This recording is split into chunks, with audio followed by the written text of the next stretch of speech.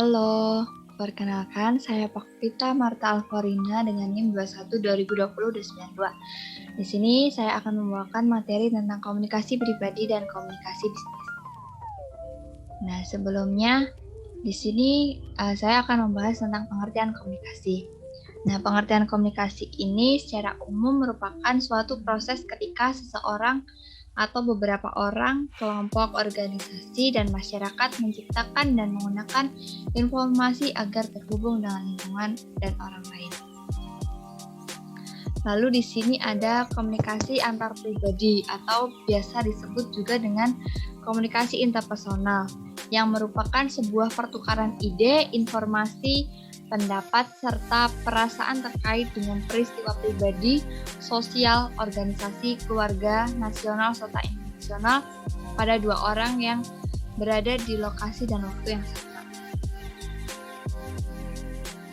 Lalu selanjutnya ada komunikasi antar bisnis.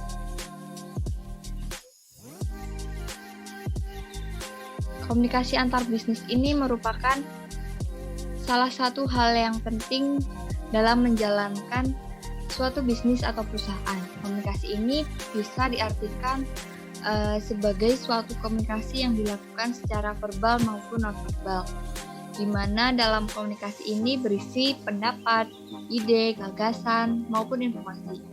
Komunikasi bisnis ini yang sukses itu biasanya sering dikaitkan dengan menulis dan berbicara dengan baik. Lalu selanjutnya ada perbedaan antara komunikasi antar pribadi dan komunikasi bisnis.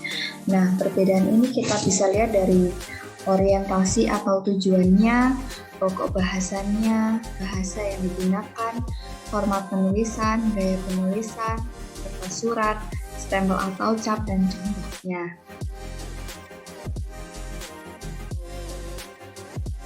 Next ada komunikasi lisan. Komunikasi lisan ini adalah bentuk komunikasi dengan mengucapkan kata-kata secara lisan dan langsung kepada lawan bicaranya. Nah,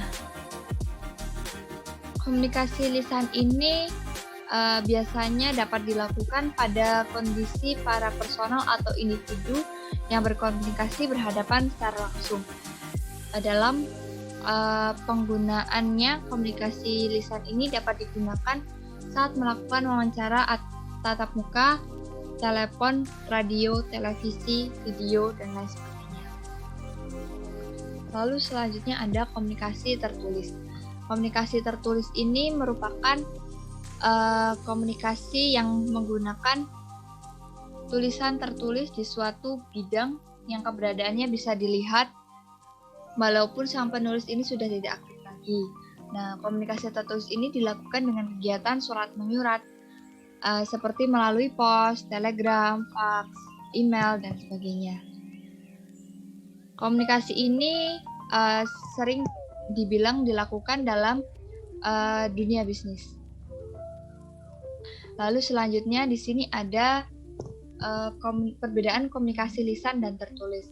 Lisan itu ada 3, memerlukan umpan balik segera, tidak memerlukan catatan permanen, menginginkan interaksi. Lalu yang tertulis ada 5, yaitu memerlukan catatan permanen sebagai referensi, meminimalkan distorsi, informasinya kompleks, bila perlu tanggapan segera seperti email dan fax. Lalu bila tidak perlu tanggapan segera itu seperti memo dan surat. Lalu selanjutnya di sini ada saluran dan media komunikasi. Menurut Blake Harrelson, media komunikasi adalah saluran yang digunakan untuk mengantarkan pesan dari pihak pembawa pesan kepada penerima pesan. Lalu menurut Kongara ini, media adalah sarana penyampaian pesan dari komunikator kepada audiens. Nah, media yang sering digunakan dalam komunikasi adalah panca indera yang dimiliki manusia, di mana pesan ditangkap oleh indera seperti mata, telinga untuk kemudian diolah untuk kemudian dijadikan sebagai dasar tindakan. Lalu, menurut Badusah, media komunikasi ini adalah perantara yang digunakan untuk berkomunikasi satu sama lain menggunakan berbagai media seperti gambar, berita, atau lainnya untuk menyampaikan pesan atau pandangan. Nah, selanjutnya ada saluran dan media komunikasi.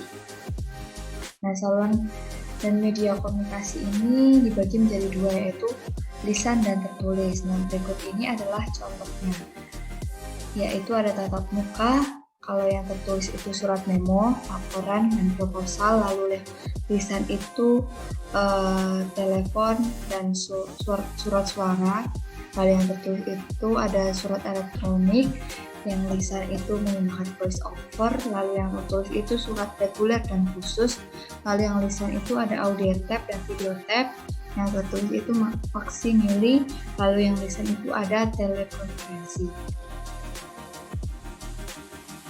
Lalu selanjutnya ada fungsi media komunikasi menurut McNair. Nah, menurut McNair ini media komunikasi memiliki fungsi sebagai berikut. Yang pertama ada edukasi dan pemberian informasi. Nah, ini menyampaikan fakta-fakta yang ada kepada penerima informasi. Media juga berfungsi untuk menyampaikan norma, aturan, dan nilai kepada pengguna media. Lalu yang kedua ada corong opini. Ini masyarakat luas dapat menggunakan media komunikasi sebagai wadah untuk menyampaikan opini atau pendapat. Lalu yang ketiga itu ada pengawas kebijakan. Nah, ini media komunikasi menjadi sarana untuk mempublikasikan apa saja yang kebijakan dan praktek dari kebijakan yang diambil oleh sebuah lembaga pemerintahan. Lalu yang keempat ini ada pemantauan. Media komunikasi ini juga berfungsi untuk memantau apa saja yang terjadi. Misalnya saja masyarakat dapat mengetahui informasi mengenai perubahan iklim, bencana alam, atau informasi yang mengenai prosedur kesehatan dan lain sebagainya.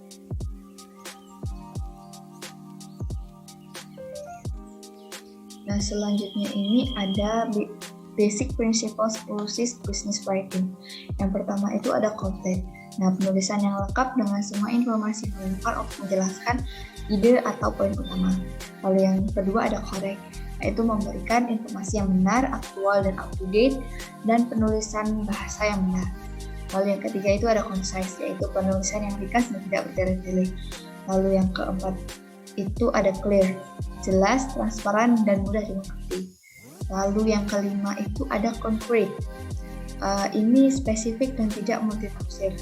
Lalu yang keenam itu ada courteous, yaitu menggunakan pemilihan kata atau diksi yang sopan dan bersifat positif. Lalu yang ketujuh ada considerate, yaitu penulisan yang mampu memberikan kesan atau simpati kepada pembaca. Lalu yang kedelapan itu ada conversational, yaitu menggunakan kata atau bahasa sederhana dan umum digunakan sehingga mudah dipahami. Lalu yang ke-9 ada coherent, yaitu penulisan yang konsisten atau padu, terkoneksi antara satu paragraf dengan paragraf yang lain. Lalu yang ke-10 itu ada credible, yaitu penulisan harus menyertakan sumber informasi yang valid dan menjaga kredibilitas tulisan tersebut.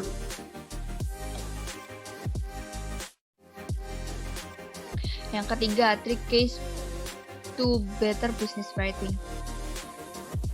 Yang pertama itu know why you're writing atau tahu mengapa Anda menulis. Dibagi menjadi 3, yaitu menjelaskan tentang tujuan objek. Yang kedua, mengarahkan audiens dengan tepat. Yang ketiga, menyatakan tujuan yang ingin dicapai. Nah, menjelaskan tujuan kita, termasuk audiens yang kita tuju dan tujuan yang ingin kita capai. Menyatakan tujuan dengan meyakinkan dalam setiap kalimat prosa kita. Lalu yang kedua ada understand your readers. Dibagi menjadi 3, yaitu langsung ke intinya. Lalu yang kedua fokus pada apa yang relevan. Lalu yang ketiga menggunakan nada yang sesuai dengan audiens. Nah, lalu yang ketiga ini ada write your first draft in 4 parts, atau tulis draft pertama Anda ke dalam 4 bagian. Yaitu ada orang gila atau madman melakukan penelitian. Lalu yang kedua ada arsitek mengatur materi. Yang ketiga ada carpenter atau tukang kayu menulis draft. dan ada judge atau hakim yaitu mengedit. Nah, sekian materi yang bisa saya sampaikan. Mohon maaf apabila ada kesalahan kata. Saya ucapkan terima kasih. Sampai jumpa.